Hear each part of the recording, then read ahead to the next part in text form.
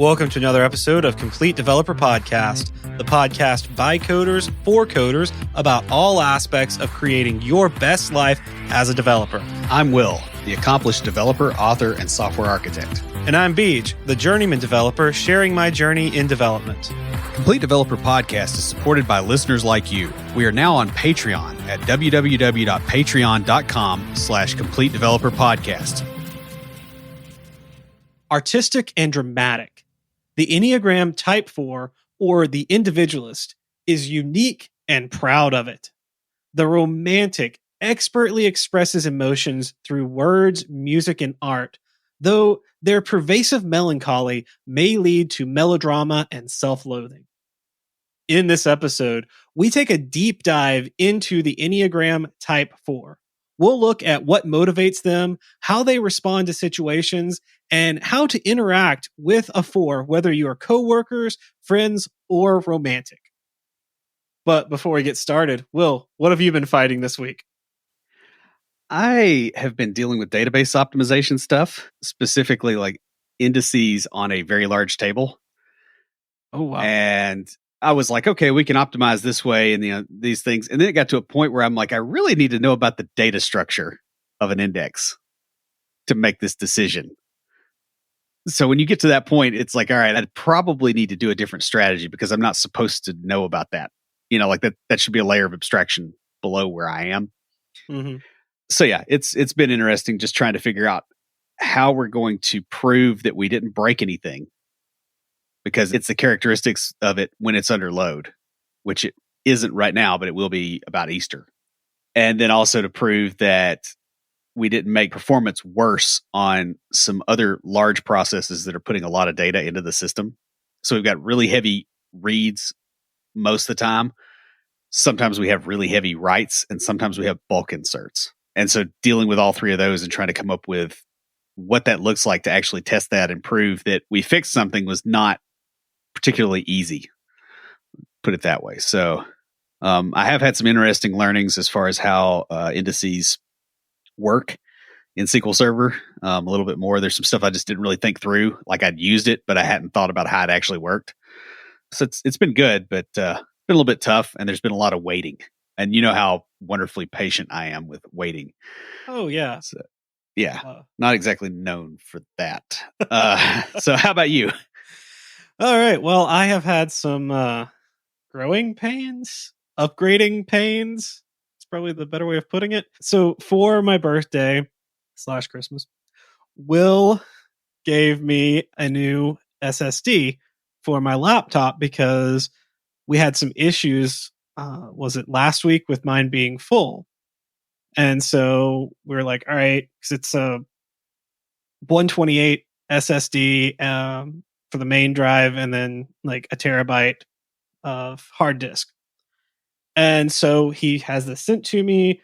I had to order a transfer cable because I couldn't find mine. And so I get everything transferred. I'm ready. I crack open my laptop. Of course, I almost break the daggum thing because there's a hidden screw. But get that taken care of. Get the laptop open. And I'm like, all right, well, there's a terabyte hard disk drive. Where's the other 2.5 flash drive or a SSD? There wasn't one. It was a M.2. Yeah. So anyway, I went ahead and replaced the hard disk drive with the the SSD that Will gave me. And I told him about it. And he's like, dude, just go ahead and order one. Let the podcast pay for it so that we don't have any of these problems again. Yeah. So I was like, all right, because they're not too expensive. I've just been lazy and not gotten around to doing it. So I did. One, I want to know what special person thought it was wise to name the keys for an M.2, M and B. You also have a BM, but we're not going there. That's for the number 2 drive. Yeah. There you go. Yeah, that got me because it doesn't say anywhere in the specs on my laptop what it is.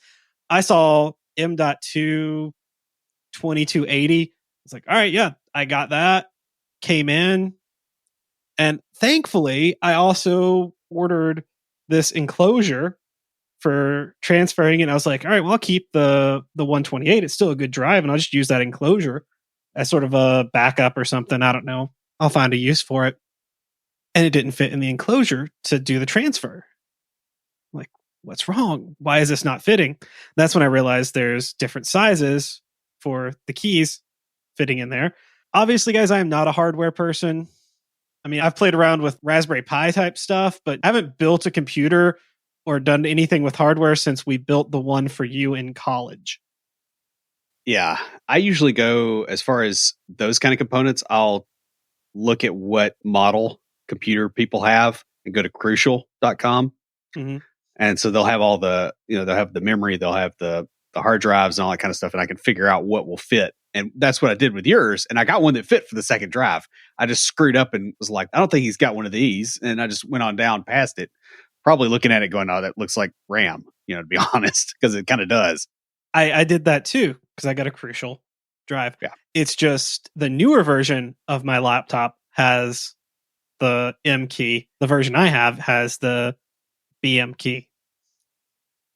Yeah. But you got a new one coming in, right? Yeah. Thankfully, I bought it through Amazon, so they take the return. I've got to take it back tomorrow. And then there's another one will be in tomorrow, so I'll get that transferred, and I'll have a new terabyte main drive. So I'll actually have 2 terabytes in here, which will be kind of nice because we've almost got a terabyte of just podcasting data. And that's from episode 157 on, because I don't have before that because Will's got those backed up. So yeah. And at some point we'll move those over too, where you can. We almost have 2 terabytes of I have data. 16 terabytes of storage here. So yeah, we're good for a while.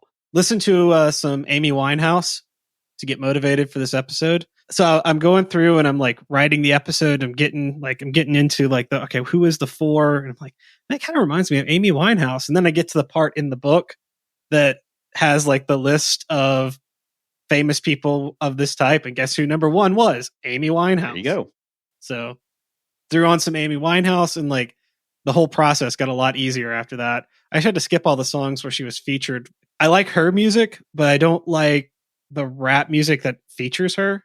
Fair enough. It's just not my style. And so I kind of enjoyed that.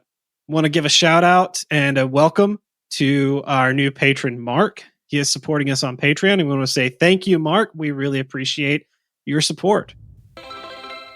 Enneagram Type 4s are unique, and so is your financial situation. Lucas Casares is a fee-only certified financial planner. He owns and runs Level Up Financial Planning virtually out of Fort Collins, Colorado, and he is well prepared to help you in your unique financial situation.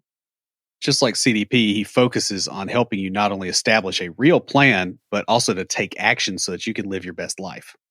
Now, investing in financial planning services comes down to whether or not you can improve your finances with the help of Lucas and Level Up. The compounding impact of making better financial decisions will easily pay for itself. Level Up also has a unique pricing model that will help you no matter where you are in your financial journey, so it's not too early to get started today. You can find some fun free resources and learn more at levelupfinancialplanning.com. The Enneagram of Personality, or just the Enneagram, is a representation of personalities using a geometric figure, also helpfully called an Enneagram, this time with a little e, to express 9 interconnected personality types. While each type is unique, it is related to other types through the circle connecting the type to each of its wings, and the lines or arrows in the center connecting the type to the ones it imitates in times of stress or growth.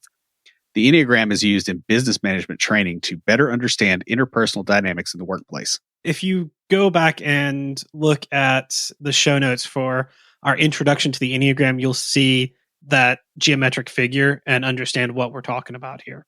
So we have been talking about types 2s and 3s already, and types 2, 3, and 4 constitute the Heart Triad. This triad is primarily motivated by their feelings. Those in the Heart Triad do not believe they are worthy of love, so they take on personas to attain this.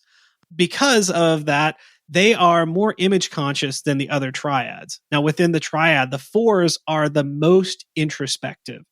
They focus internally on their own feelings, but have difficulty relating to and understanding the feelings of others sometimes. At their best, fours are inspired, immensely creative, expressing themselves and the world they see. And their creativity enables them to turn their experience into value for others. They have superior emotional range and are able to avoid acting on every feeling that they have. They know that they don't have to be something special to win approval from others. And this is where Beej kind of ends up when he's in a healthy headspace. Now, contrasting that, at their worst, fours become self destructive, hopeless, and filled with hatred for themselves. They're constantly comparing themselves to others, and they find themselves lacking all the time. Morbid thoughts permeate their minds as their dreams fail and they fall into self contempt. Full of shame, they put a wedge between themselves and anyone trying to help them. Depression drives them to alienate themselves from others. And just like I go to the healthy version of four when I'm healthy, Will goes to the unhealthy version of four when he is unhealthy. So this is going to be an interesting episode. Yeah, there's definitely some dynamics that make more sense now looking at it from that perspective, particularly late college dynamics. Yes. Because I was not in a good place senior year, for sure. This wraps up the heart or feelings triad, and this month we'll be looking at the fours who can feel too deeply and focus on their own emotions. As with the previous episodes, we'll take a balanced approach, diving into both the positive and negative traits of the individualist. We'll start with a discussion of the main characteristics of the four, and then look at the related types through their wings and arrows. Finally, we'll close out the discussion with interactions with fours at work, in friendships, and in relationships. The Enneagram type 4 is the individualist or the romantic. And we're going to use these terms interchangeably throughout the episode like we have in the previous episodes. Now, fours are called the individualist because they see themselves as fundamentally different from everyone else, even other fours. Now, they're called the romantic as well because of their wistfulness and longing to be authentic. The individualist's drive to be unique strives from a sense that something is missing from them. They don't know what it is or where it's gone, but that lack makes them feel different. The only way they see to compensate for what is missing in their lives is to create something that distinguishes them from others. They see themselves as having something missing, like something in their soul, some piece of them is not there. They don't know where it went. They don't know what happened to it. Sometimes they don't even know what it is that's missing from them. But they see being unique and different as a way to make up for what's missing. The thing is, and we'll talk about this further on in the episode, they don't see other people as missing something. So they feel like they are lacking something inside of them that everyone else has. And the other people have it intuitively and built in, not something that they have to grow. Yeah. Because I can think of one person in my personal life that I'm pretty sure is a 4 based on the descriptions here. And, they deal with others around them that are not. And some of the exasperation that happens because this person is very creative, very artistic, but they do have that tendency where they feel like they're broken in some way, or not broken, but like not correct. They apologize all the time and look for justification. So yeah, it definitely makes sense. Now, for the romantic, being authentic is everything. For them, the only way to fill that void in their life is to be truly unique, which leads to an almost obsession with authenticity.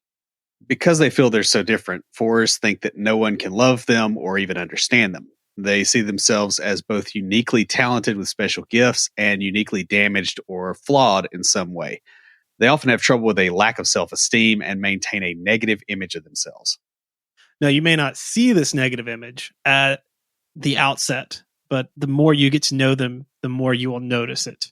And the closer you become with them, the more they will emphasize their self-loathing. They can be a bit dramatic.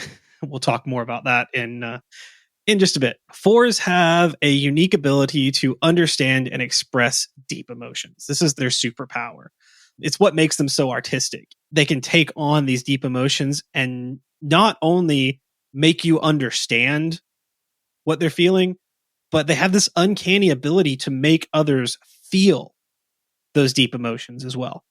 Think about great musicians. Like I mentioned Amy Winehouse, Bob Dylan was on there, Shakespeare, Yeah. you know, playwrights, Vincent van Gogh, that level of artistic drawing you in.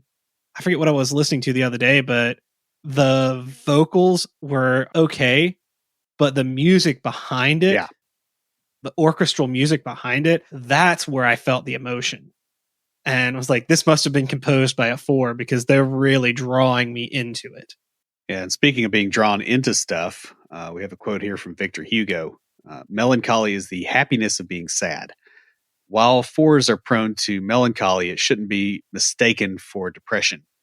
They see something bittersweet in pining away after someone or some quality they wish they could attain.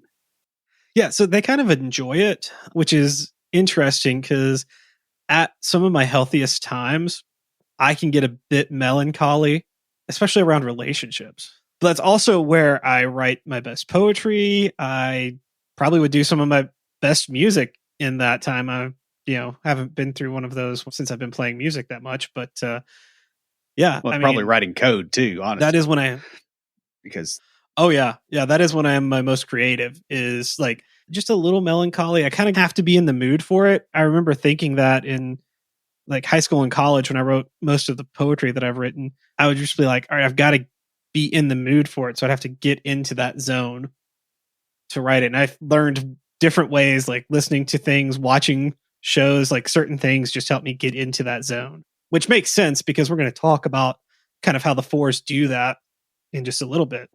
On this note, romantics have deep, thriving imaginations and fantasy lives. When used properly, this depth leads to amazing works of art, music, and fiction. We've already kind of talked about some of that. However, if they're not careful, the 4 can find themselves hiding away from the world, pining for their fantasy life, or fantasizing about their past. that kind of fits with how I am when I'm in a negative state. Yeah. And so that resonates pretty deeply there. 4s are their feelings. Their emotions form the core of who they are. 4s are not satisfied with the standard range of emotions. They want those emotions to excess. They don't just feel them intensely, but they actively seek to intensify the emotions they're feeling. A romantic in a good mood wants to feel ecstatic, whereas when down, they want to absolutely wallow in it. And when they're ecstatic, they want to bring in all their friends. I'm this way. Right. When I'm happy, when I'm wanting to celebrate, I want everyone to feel this awesome, this amazing. Like, I want to bring people in and I want just like the big party, all this stuff. But when 4s are down, And I have that side of it. yeah, it's not, oh, I'm feeling down. I want to go watch a movie to cheer me up. It's, I want to go watch a sad movie to bring me even further down to like just really revel in this Yeah. feeling. It's like I'm going to go sit around and read Russian literature and eat wet cigarettes in the dark or something. It's like the bottom of it's not a good place. It's not a happy. That does sound like something you would do when you were in a bad mood, sans the cigarettes. Because that's unhealthy. The rest of it's fine, right? A romantic's mood is always changing. They don't so much have mood swings as mood merry-go-rounds. They quickly change from one mood to another, yet if it goes on too much, they can become overwhelmed and not know which feelings to talk about first. And while I don't have this one, and I don't think you really do, there's somebody I'm thinking of I'm pretty sure is a 4 that definitely does. It is a quick change, but it is just like this flow.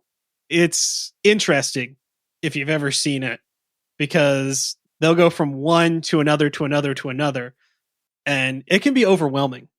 Yeah, because if you're not like that, you can't center on anything that they're saying. You're just like, there's a pile of emotion bubbling out here and I've got to deal with it. And I don't know what I'm going to be dealing with in the next sentence. Even if you are the person, it can be overwhelming because most of us have had those times where we've felt mixed emotions about something. The thing is, with the 4, they may have mixed emotions. They may be excited and sad at the same time or something like that. And they want to experience both of those to the extreme. Yeah. And concurrently. As children, the individualists felt as though they were misunderstood by their parents, friends, and siblings. They heard the message that there was something off about them, or that they didn't fit in, or that they would never belong. So in the book, The Road Back to You, he talks about how the 4s are the teenagers of the Enneagram. The misunderstood, the kind of melancholy, mild obsession with death, darkness, that kind of thing. It's like we all went through that. Some of us never came out of it. When they were young, something came across to them. And we talk about this in each of these, like the message they received as a child. It's not that someone came up to them and explicitly said, there is something off about you. Now, I personally did receive that quite often as a child, but I mean, I was bullied a lot when I was younger. So, and I had interests that didn't match the other kids. That said, somewhere along the line, the 4 internalized that message. And that's where they get that there's something wrong with me. There's something missing. They know, like they sense that they are not like others. They feel that deep within them. So they try to find their place by emphasizing their differences, their uniqueness. They try to find their place amongst the crowd by being different from the crowd. However, a lot of times this backfires as they end up ostracizing themselves from the group that they're trying to belong.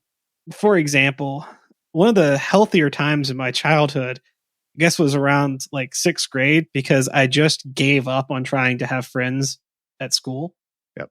That was the time where I made a few friends in the neighborhood. We were traveling a lot. My dad was doing a lot of speaking at different churches. And so I would make friends at all these different churches we'd go to.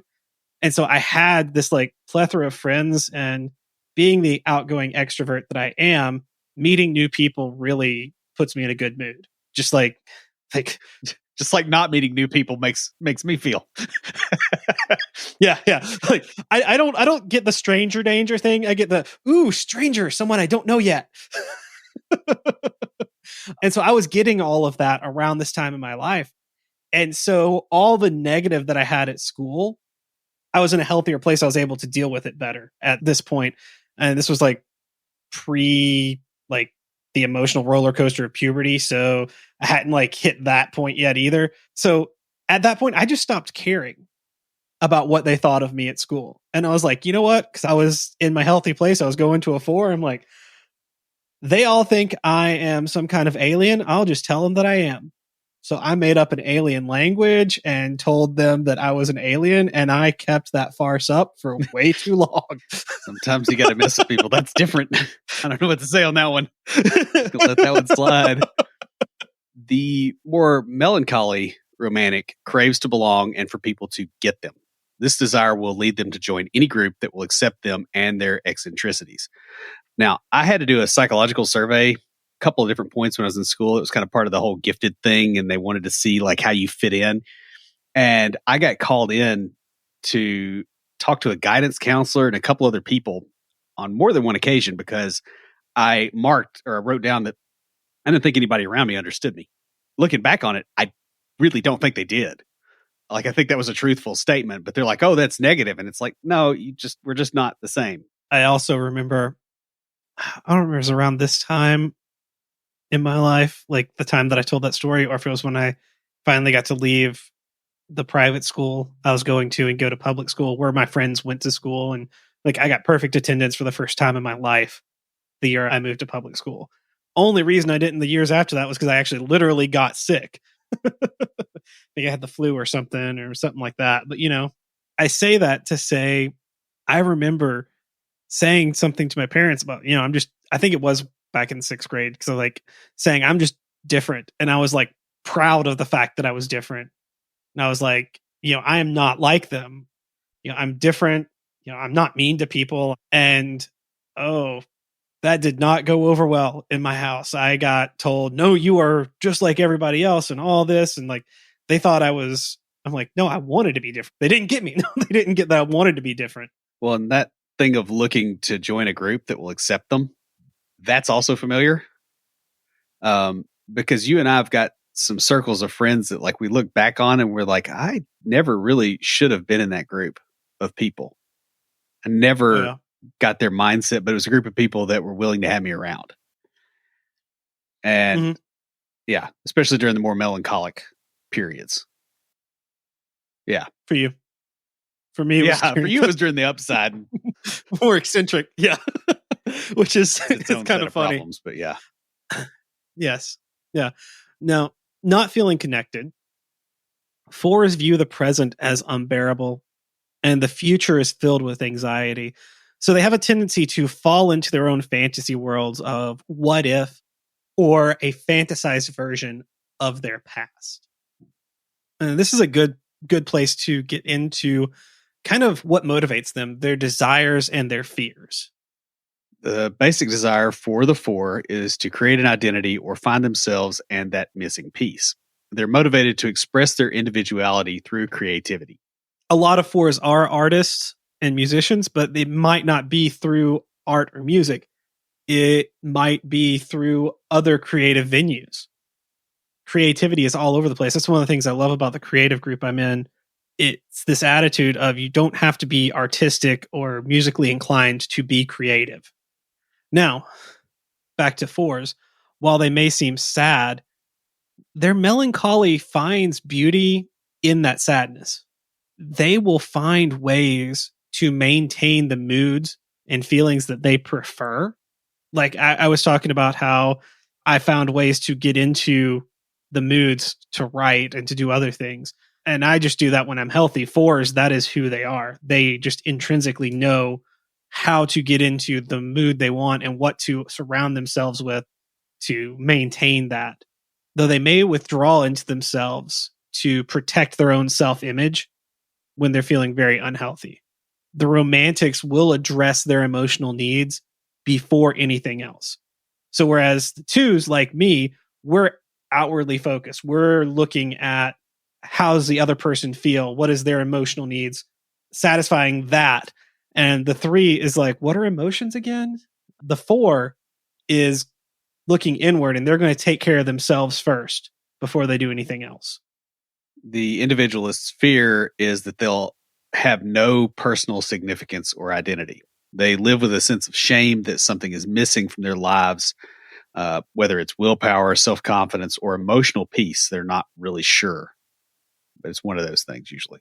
Strangely, their uniqueness doesn't come from a desire to be separate from everybody else. They don't want to stand above the crowd like the 3 does. They don't want to stand apart from the crowd. It's actually a desire to connect with others because they see others as not lacking whatever it is that they're missing. So they feel inferior to them, and they're trying to connect by being different. So I guess now it's time to get into some examples of, healthy, average, and unhealthy 4s. Look at these when you see them and start kind of looking at the people around you, because some of these will start really jumping out at you, and that's pretty likely to be a 4. When I read through this list, I was like, ooh, I know who that is. Ooh, I know who that is. And it really pops when you listen to it. So a healthy 4 or a healthy individualist are very personal, introspectives, and true to themselves. They are closely attuned to the world around them, not only seeing the beauty in it, but being able to express it for others to see, hear, and feel. And taste and smell if you're a chef. See, there's more ways to be creative than just art and music. Sorry. I've known some people that were really good cooks. Looking back, I'm like, they kind of fit that mold. And it was very, like, their cooking was, I won't say that it was emotionally driven so much as it was very artistic. Like, they didn't have recipes other than here's how long to cook this. And that's just kind of how they rolled with it. And they knew how to paint the palette. Yeah, I know people like that. The romantic is aware of their feelings and impulses, knowing how and when to act on them. They have a vast emotional range, which is managed by not acting on everything they feel.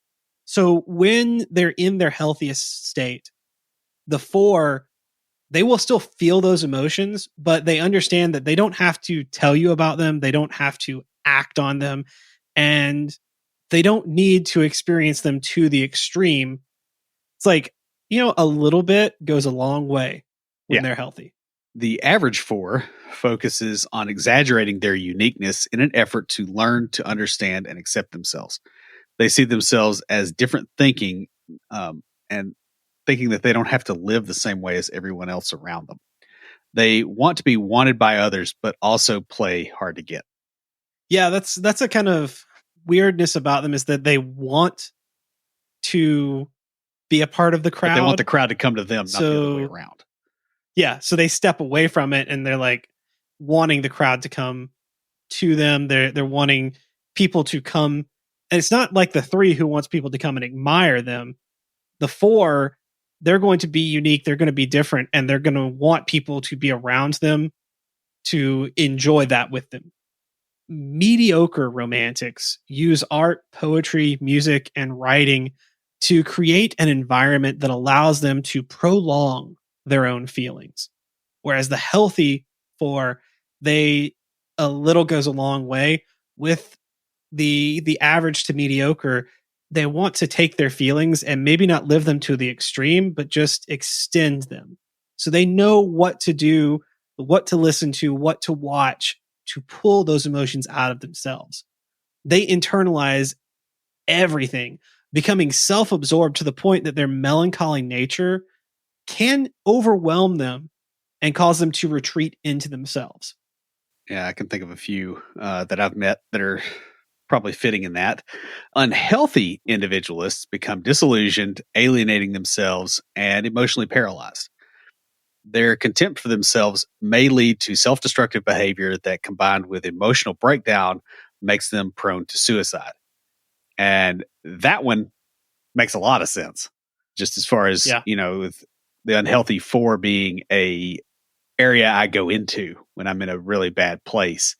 I can see how somebody who lives that life all the time just falls off the ledge or jumps, as it were. At their worst, fours will constantly compare themselves with others, exacerbating their own self hatred, because they're always going to find themselves lacking in that comparison. Well, the healthy fours have learned not to make those comparisons because they know they will not come out on top.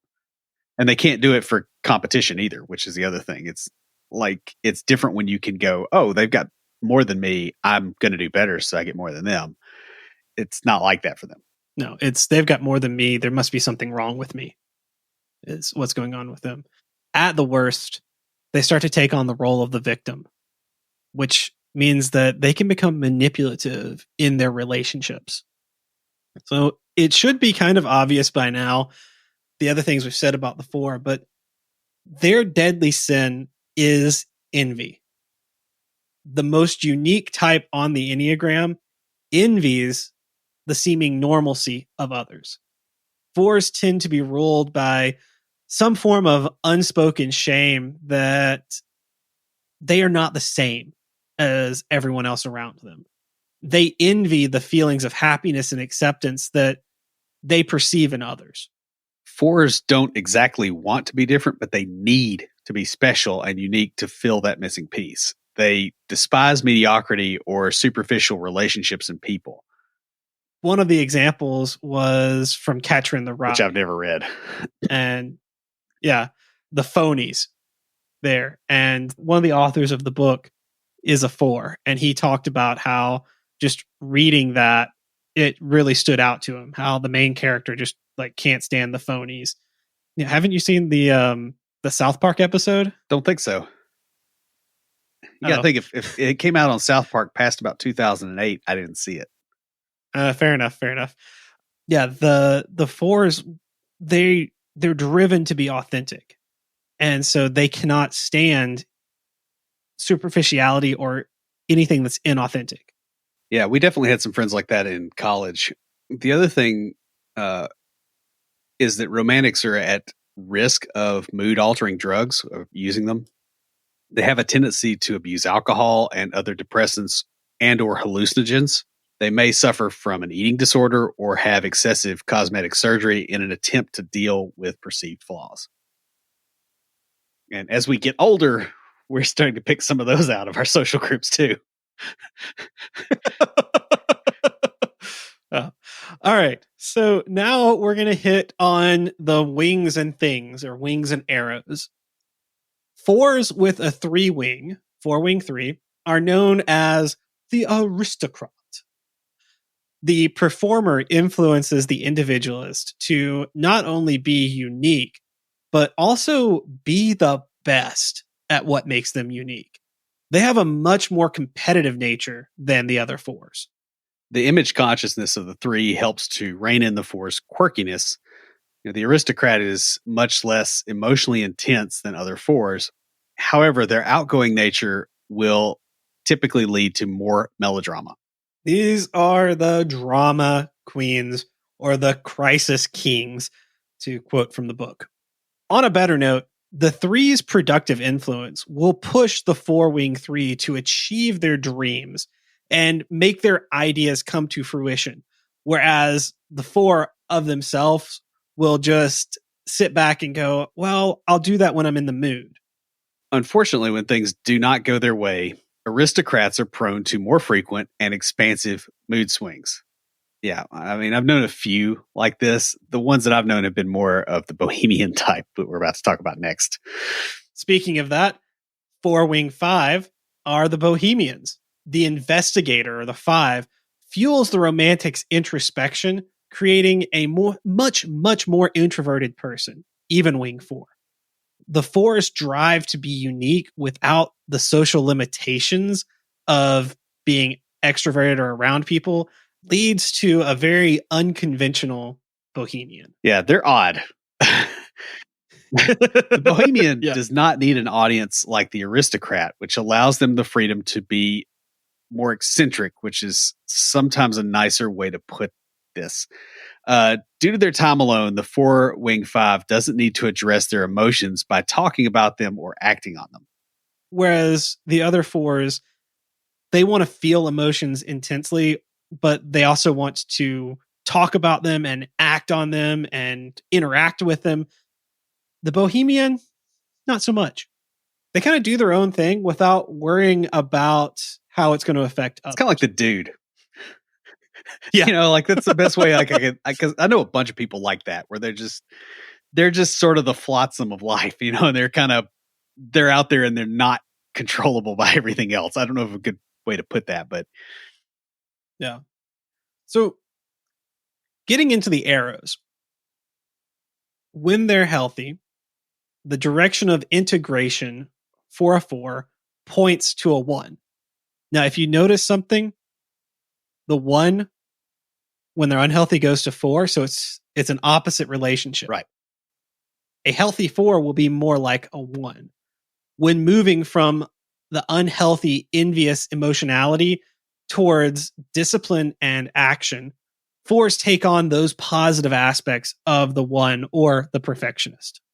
Fours moving to one spend less time talking about ideas and what they're going to do, and they start acting on their creativity. And you and I both seen people flip that switch a few times. Oh, yeah. Yeah.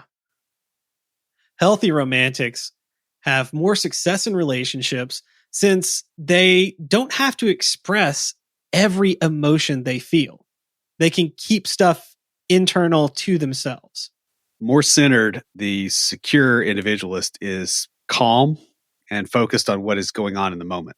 They don't live in the fantasy of what if or in some kind of romanticized past. They're here and now.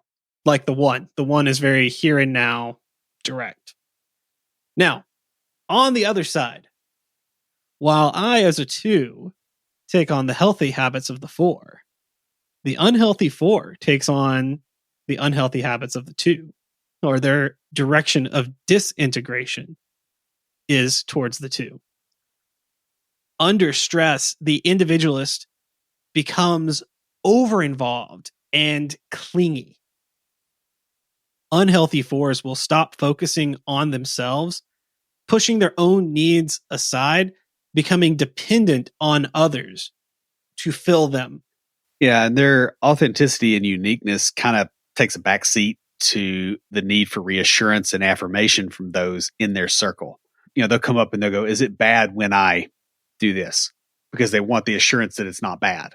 Yeah, or they will meander on a decision and call you up 10 or 15 times asking your opinion about it because they just want that reassurance that they're making the right choice. Yeah.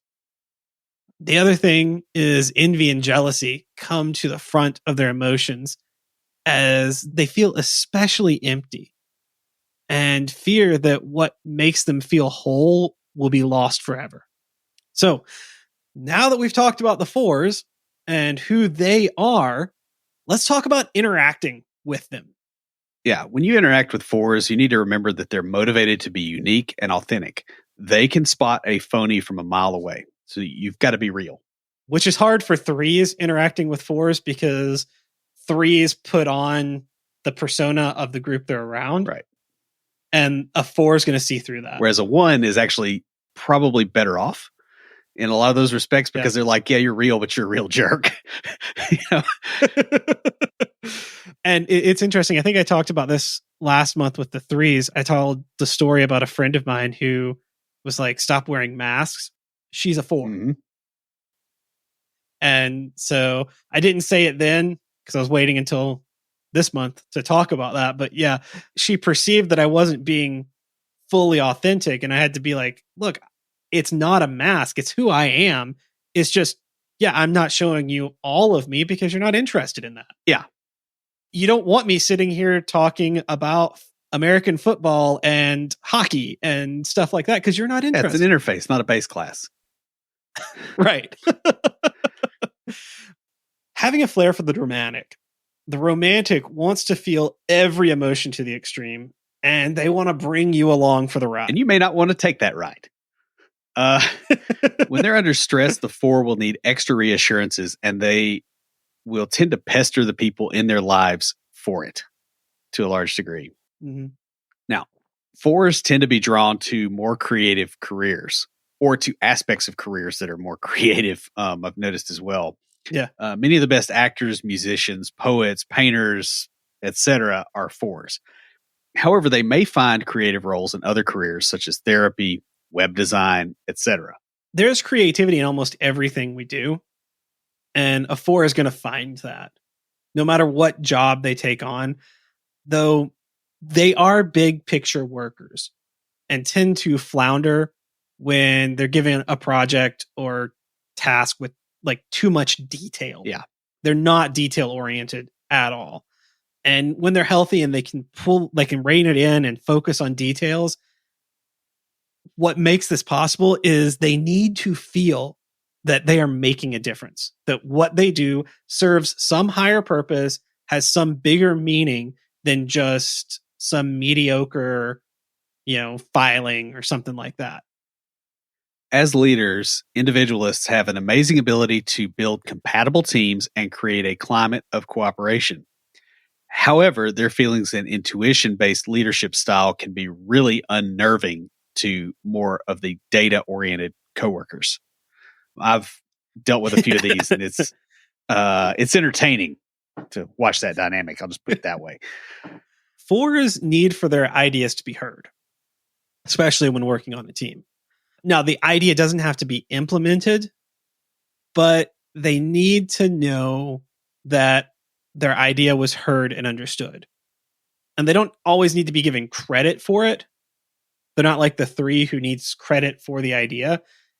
They just need to know, hey, you understood me or you got the idea that I was trying to bring up. Yeah, you heard where I was coming from. Even if you choose not to go with it. Yeah, just an acknowledgement of, I see where you're coming from. We're going to go this other direction. That is a lot of times good enough. Sometimes you have to go a little bit deeper than that. That's kind of an over generalization of a conversation there. Yeah. Speaking of conversations, friendships with fours. Fours tend to prefer friends who can accept their strong emotions and mood swings. They need to be around people who can support them when they're down and celebrate when they're elated. Yeah, the fours I've interacted with, that is one of their common complaints is they're like, you just don't really have a lot of emotion on stuff. It's like, I'm really happy. Great. My friend died. It sucks. Like, I don't hit that at the same level they do, and it's difficult to deal with. So you're going to run into that quite a bit.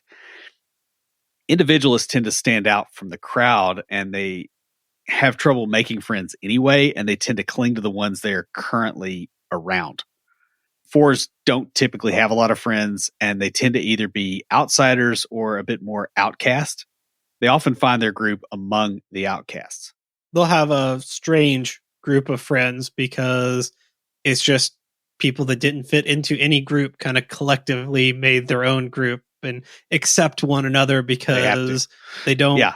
Or not really they have to, but it's more like people got to fit somewhere. Now, when they're hurt, the four's defense strategy is to retreat into themselves. They will isolate even when they want to be around others.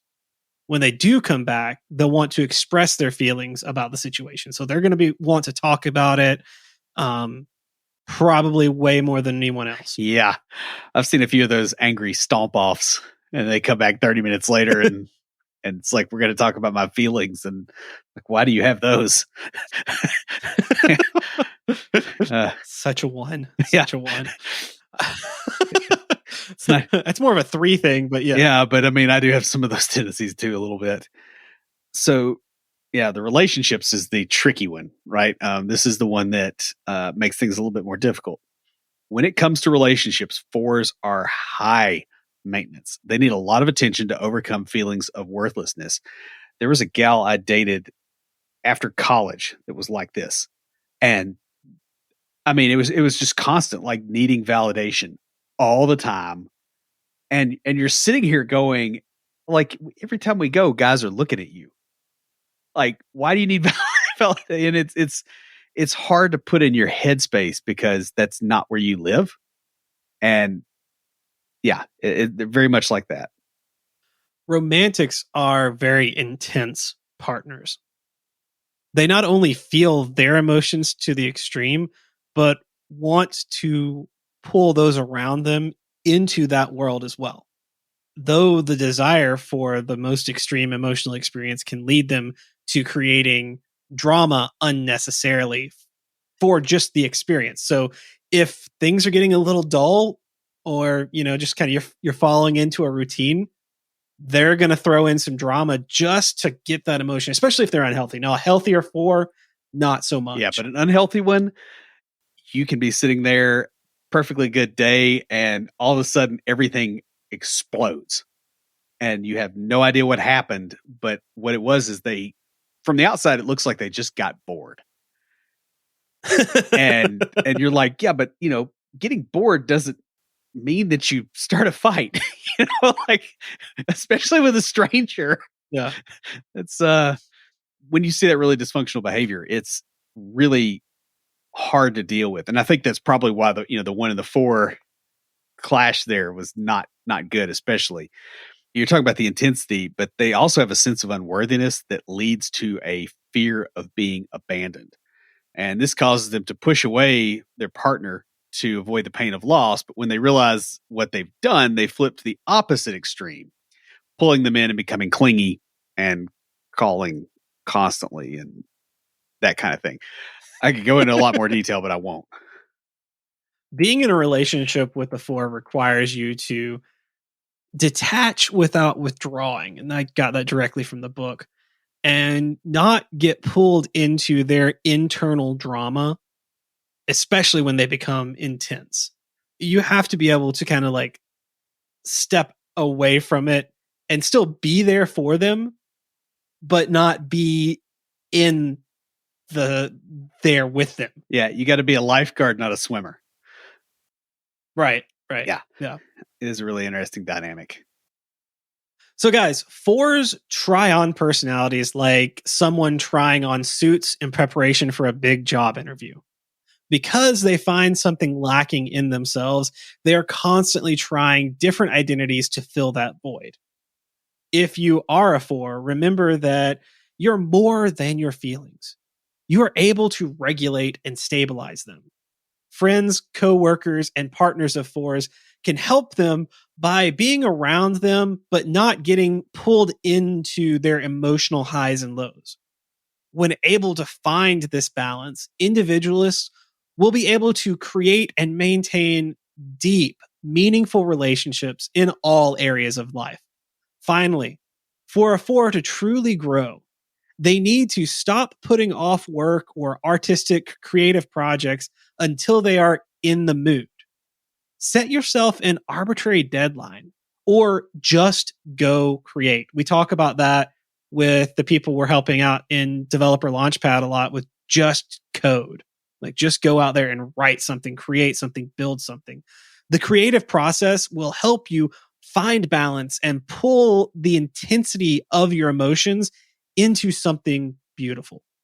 That pretty much wraps us up. Before we close everything out, Will, what do you have for us this week for Tricks of the Trade? Well, I want to talk a little bit about classification and how we deal with it, because I know that people are probably noticing this on the episode. Like you and I have aspects of 4s, either positive in your case, negative in mine.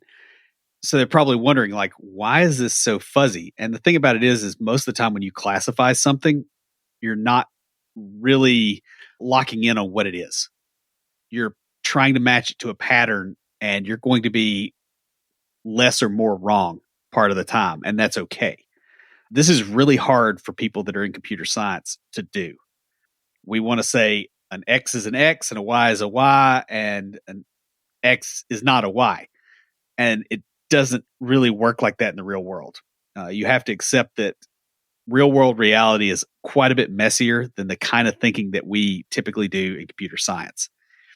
You also have to understand that when you interface with other people or you talk to other people, I guess instead of interfacing, that's probably a better way to put it, you have to be able to express things in terms that those people understand versus the categories with bright lines around them that you use in tech.